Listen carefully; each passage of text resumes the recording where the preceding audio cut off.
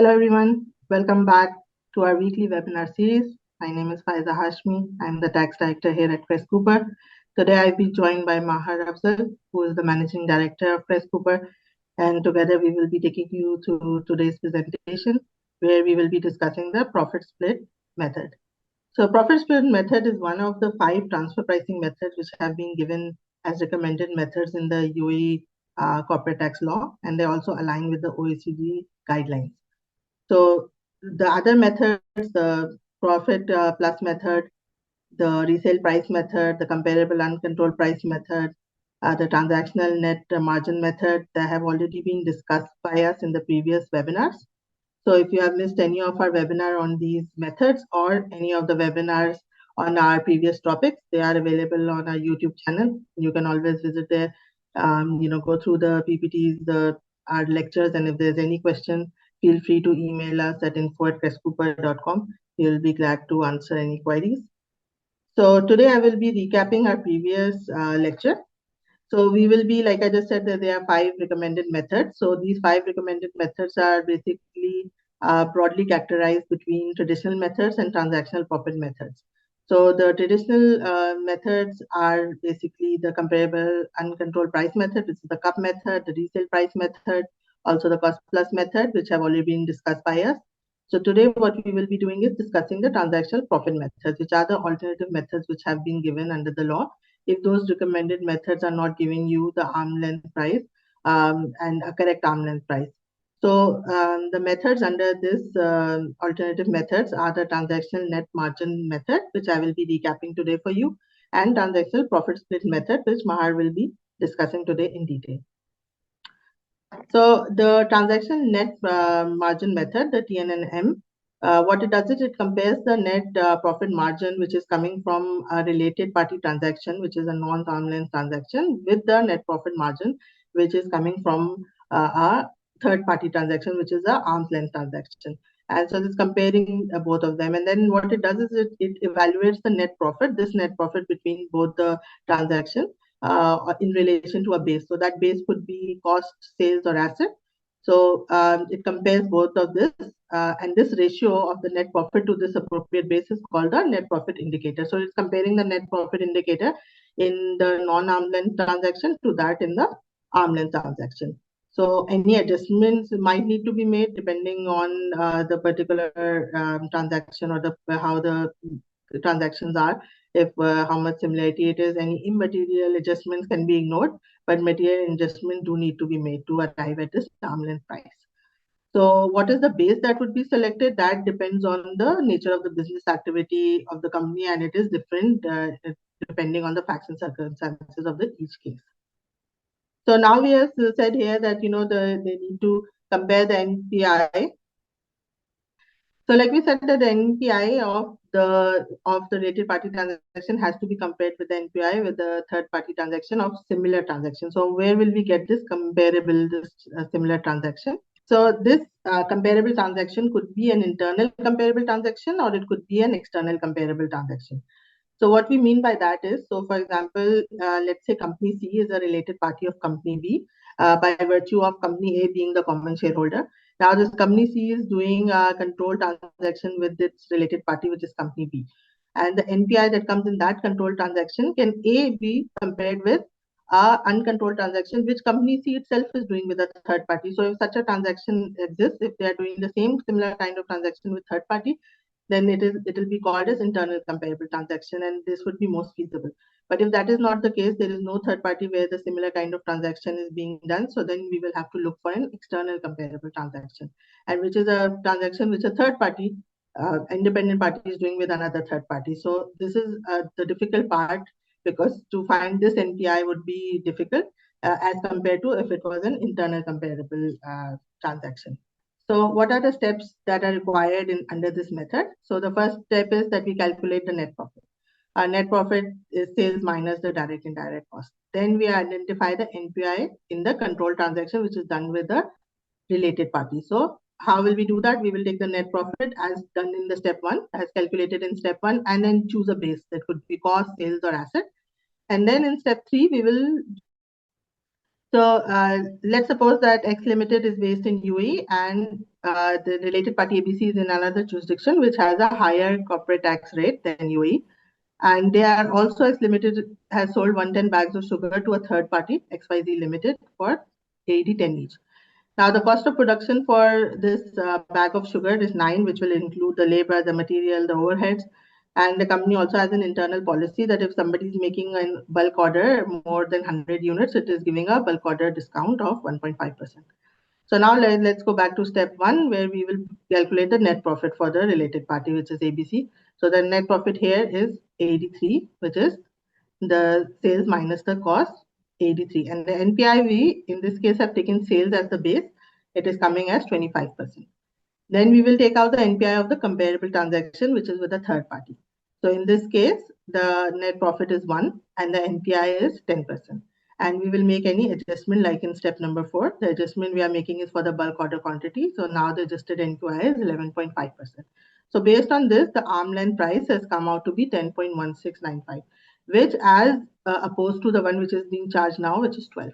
So we need to make this adjustment because at presently this 12 which is being charged, the sales, or you can say the profit, is being shifted to the low tax jurisdiction, which is the UAE based company, as opposed to maybe the related party, which is in a higher tax jurisdiction.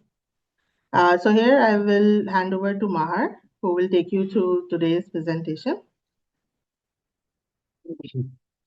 Hello, everyone. Thank you very much for joining us once again. And thank you very much, Faiza, for recapping a previous lecture. So we are discussing a profit split method of transfer pricing. So in our previous webinars, we have discussed that there are 5 methods of transfer pricing. Out of these 5 methods, 4 methods we have already discussed: comparable uncontrolled price, resale price method, cost plus method, transactional net margin method. Then today we are discussing transactional profit split method. In the transactional profit split method, the word itself reflects that transactional profit split method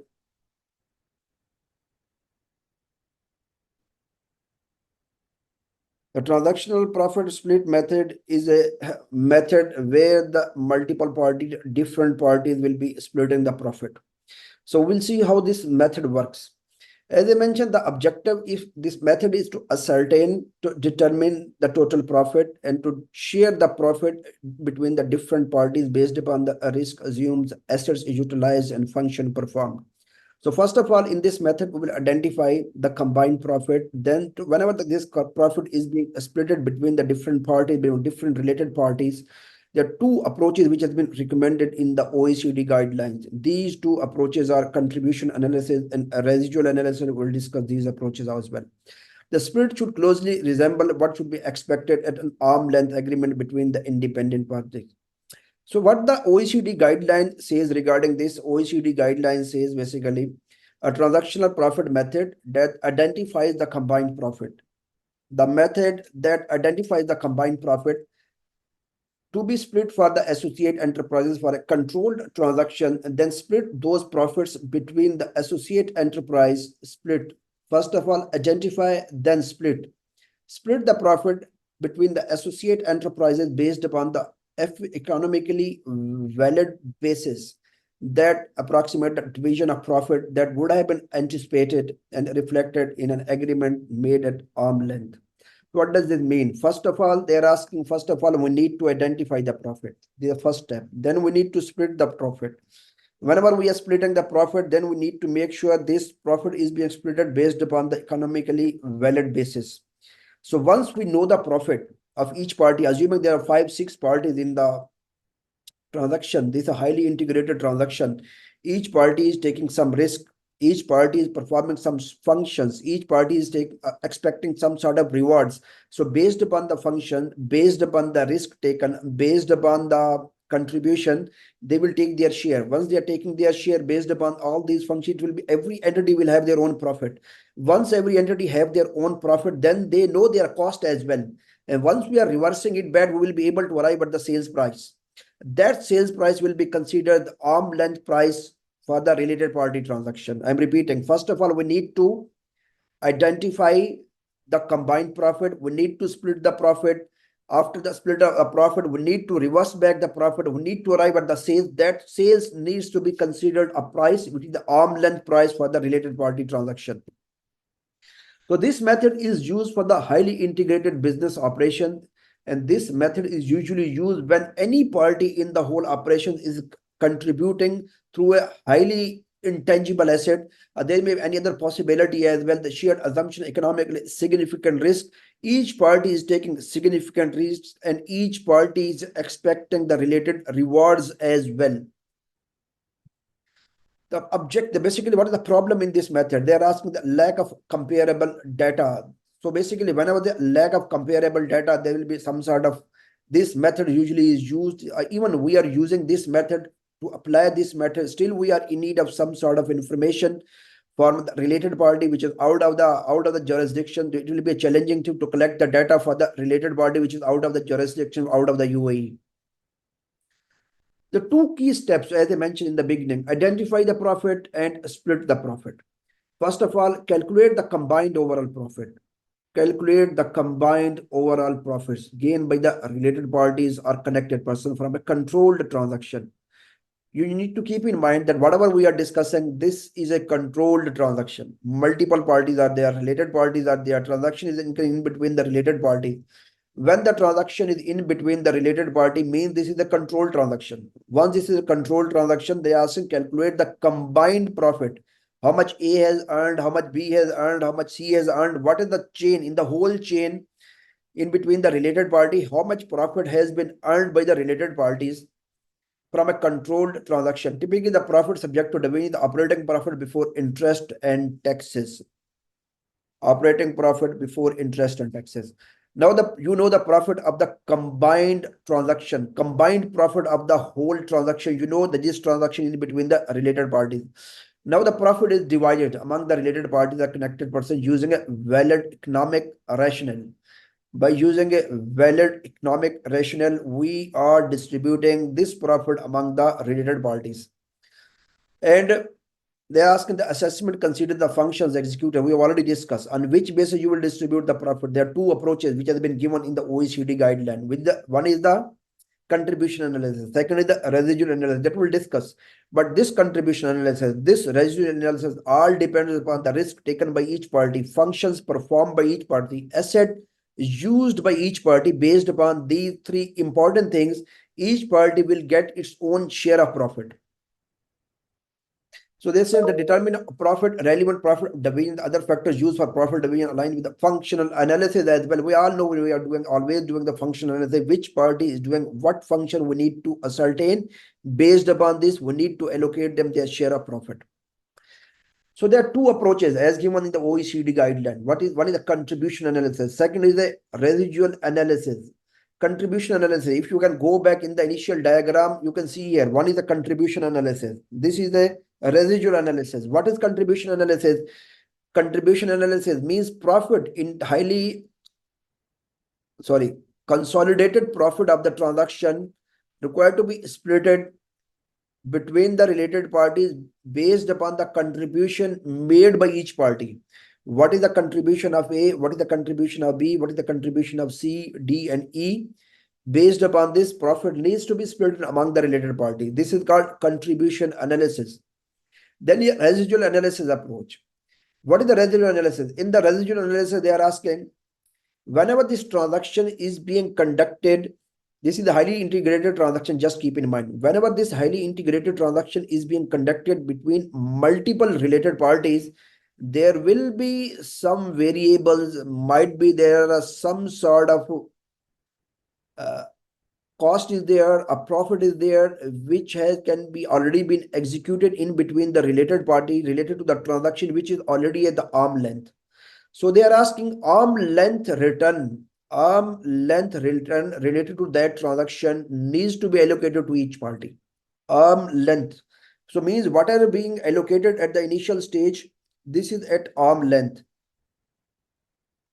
Arm length return needs to be allocated to each party for the routine function performed. Suppose here is a party A, this is a B, this is a C, this is a D. They all are working, suppose, for the preparation of one vehicle.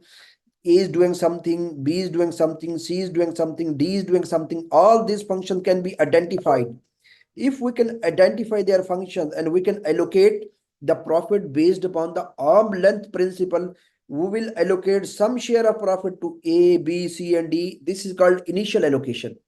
So in the initial allocation, share of profit will be allocated on arm length basis based upon the routine functions performed by each party. A routine function can be marketing services, distribution services, typically determined by the TNN method or other transfer pricing method. So basically, what are the specific function performed by each party based upon the arm length principle? We need to allocate the share of profit to the respective party. Now, out of the total profit, some has been taken by A, some B, some D, some E. Remaining is the profit.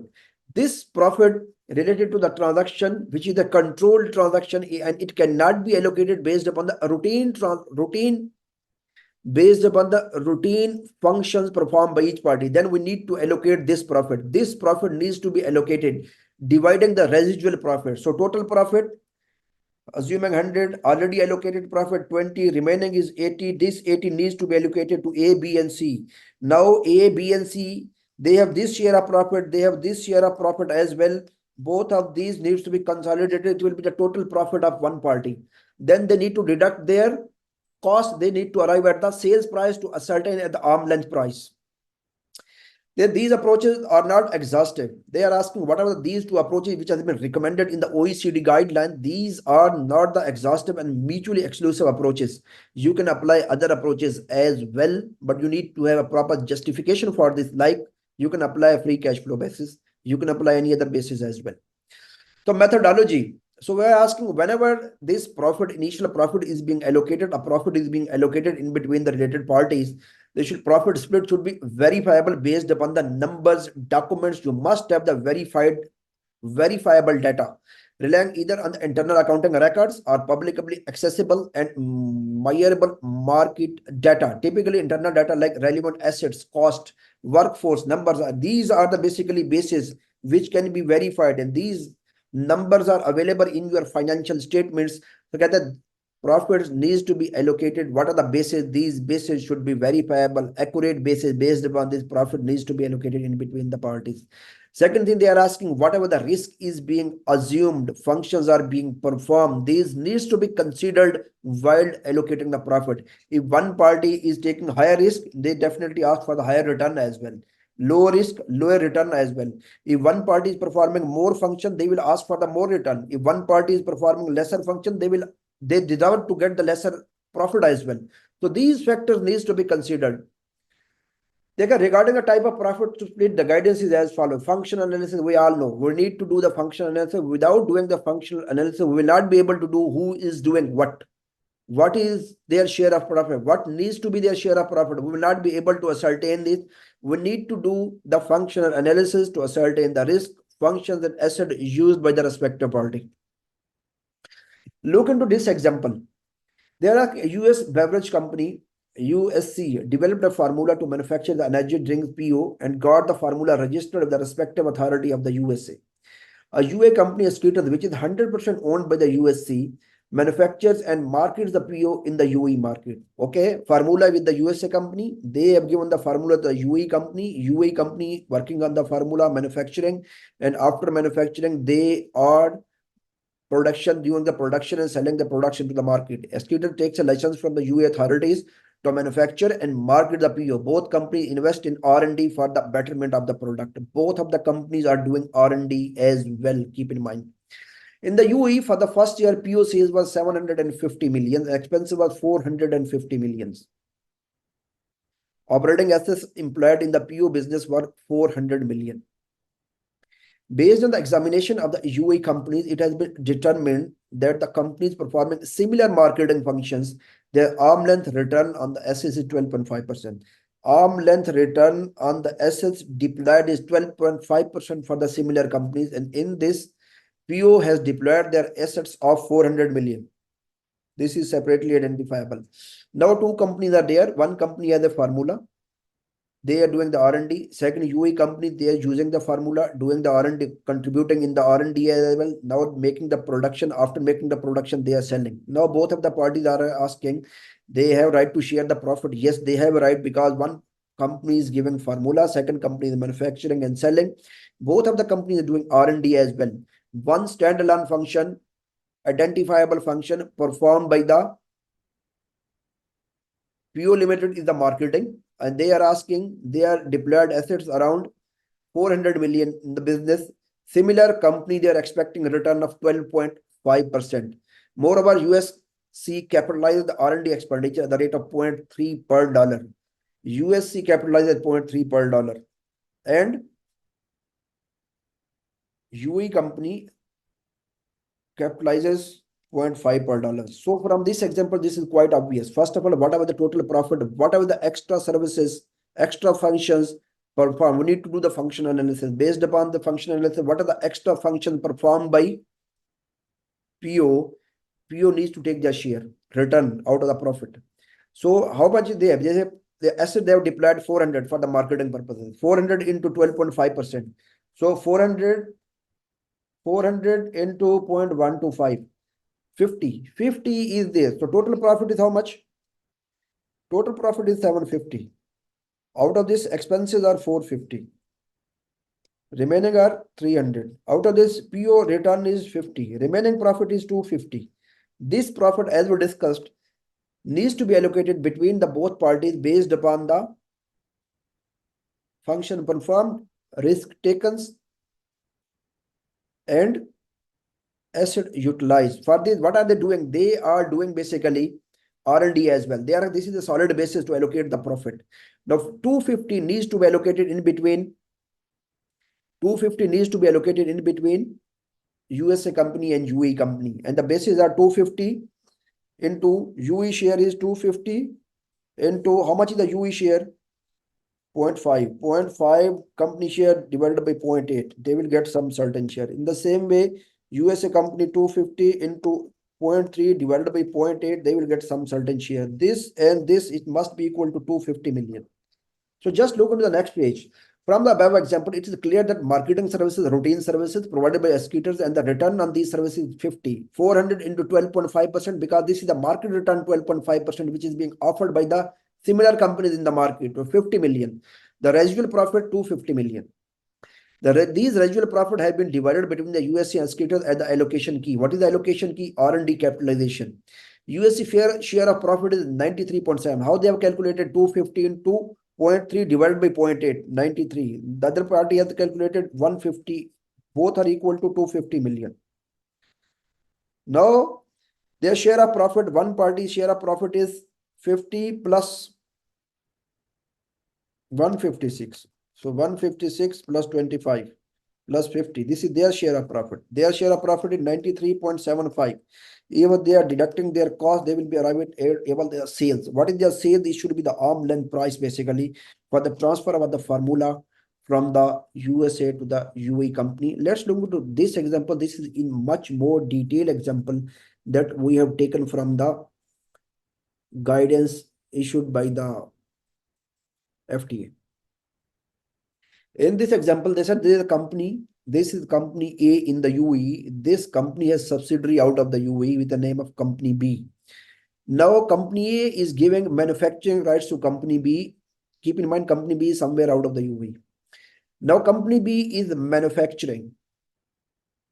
Now what are the car are being manufactured by company B, A is buying those car and selling it to third parties.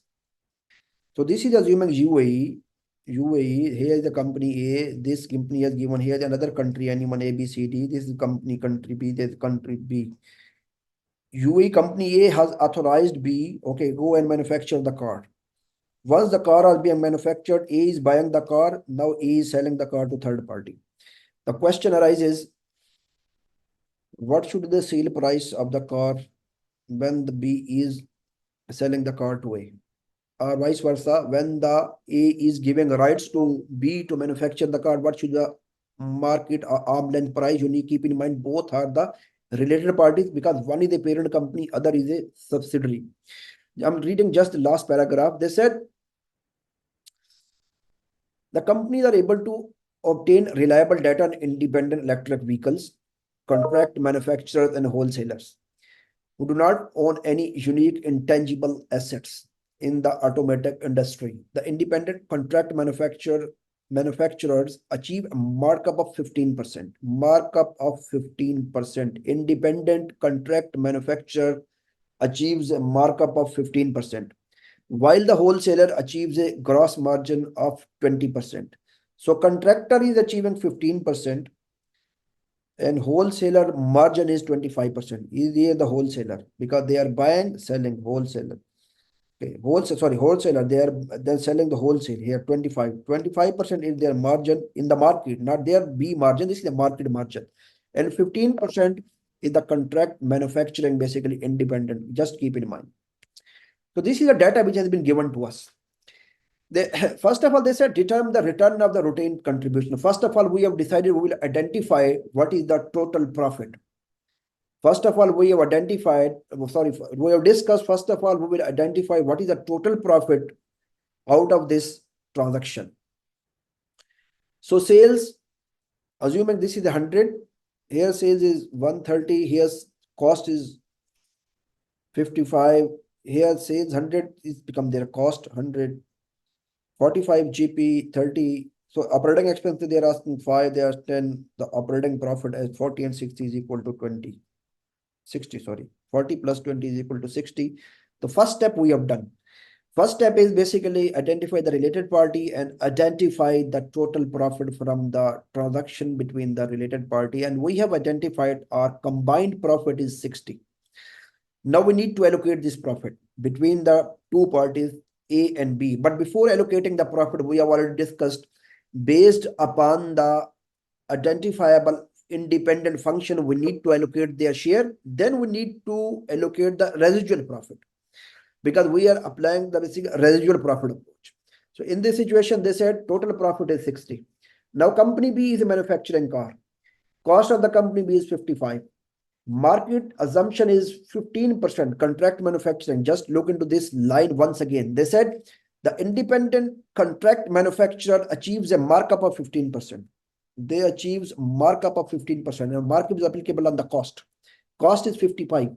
55 into 15%. What should be the markup? 55 into 15% markup should be 8.25.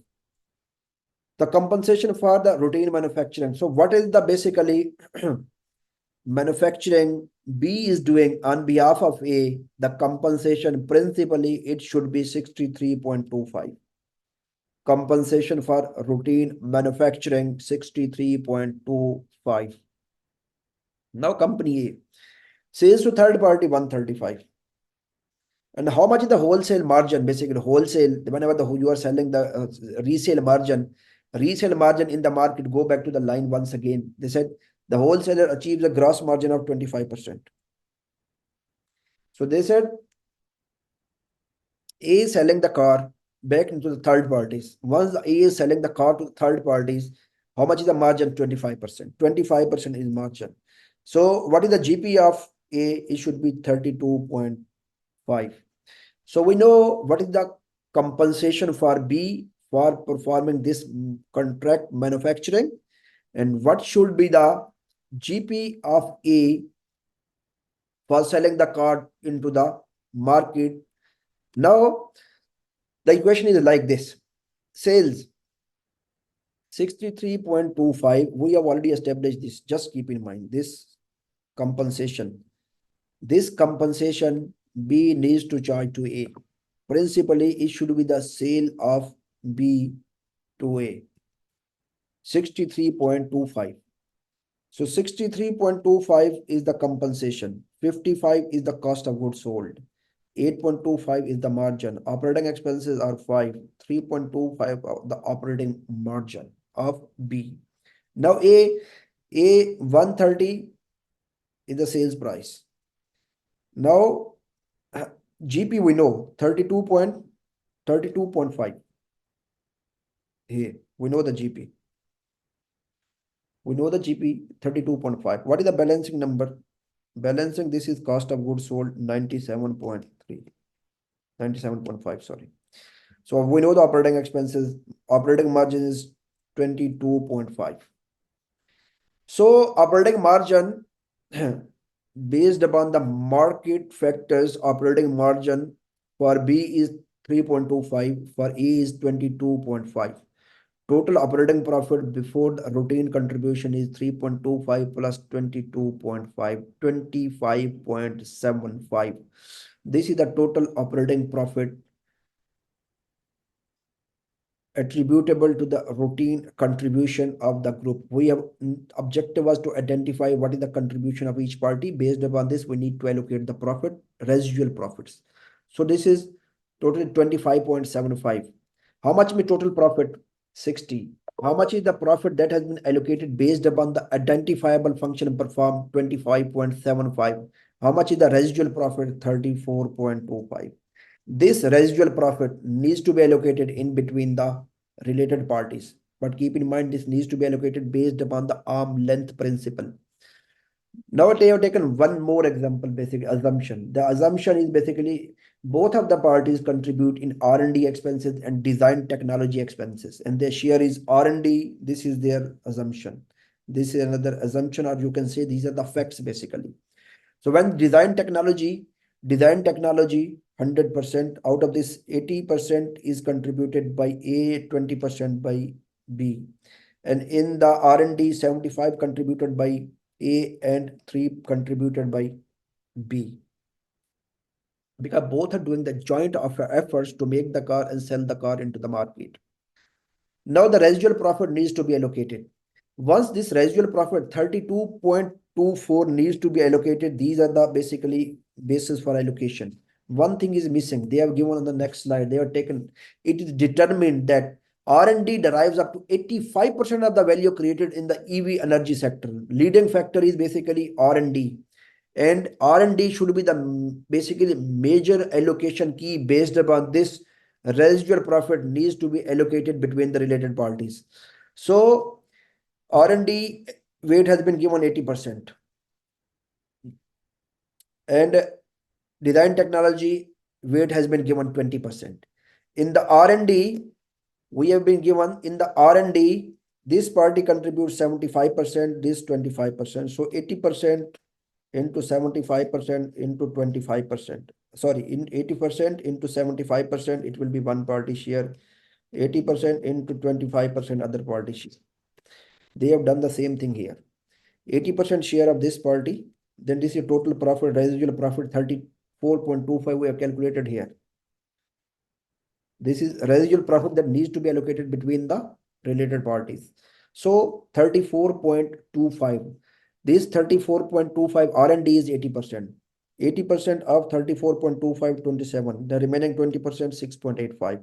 Now it is further allocated. Here it will go 75, it will go 25 based upon the previous page assumption. 75, 25.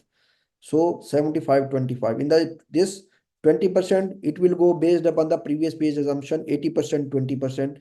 So 80% it has gone here and 20% here.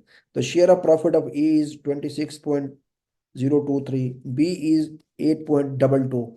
This is their share of profit out of the residual profit. What was the share of profit based upon the separate identifiable functions? We have already calculated. That was 3.25 and 22.5. If I'm combining this, so their share of profit, company A share of profit 26.03, 48.53. Company B 11.47. So we know 11.47 that we have calculated. We know this reversing. We have this is the balancing page. Now this cost we know. So this is the sales 71.47. We know this. This we have calculated. We know this. This is the balancing number. This 71.47. This is the cost. So this is the market price. So basically, you can see, hence the arm's length transfer price determined using the profit split method is 71.47 instead of 55, or instead of 100 that they've applied very earlier, which was incorrect. So by doing this exercise, we have proved that profit split method, first of all, we need to identify the total profit. Then we need to allocate this profit based upon the separate identifiable function of each party to the respective party. Remaining profit will be residual profit. then this residual profit needs to be allocated by performing functional analysis based upon the function performed, risk taken, asset deployed. This functional remaining residual profit needs to be allocated in between the related parties as well.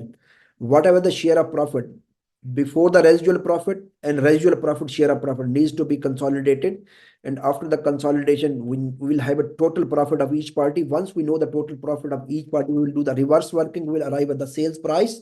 That sales price will be considered by arm length price to transfer the goods in between the related parties. So conclusion, whatever, this is the same thing that we discussed. First, total profit, two primary approaches.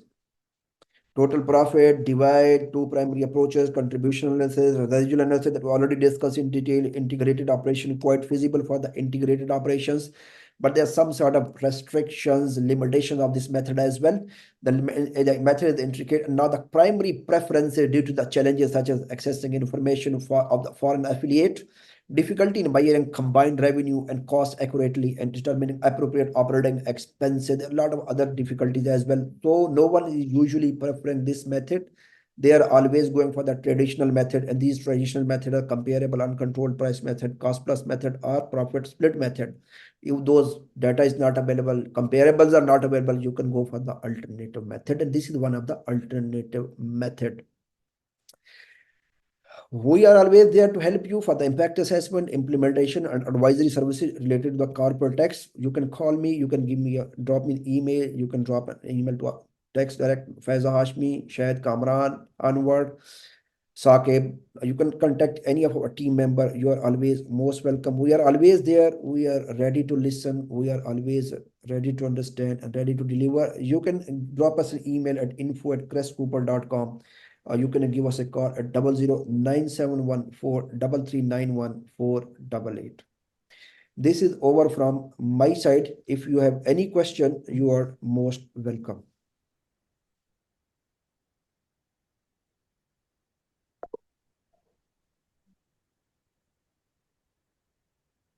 You don't have any question?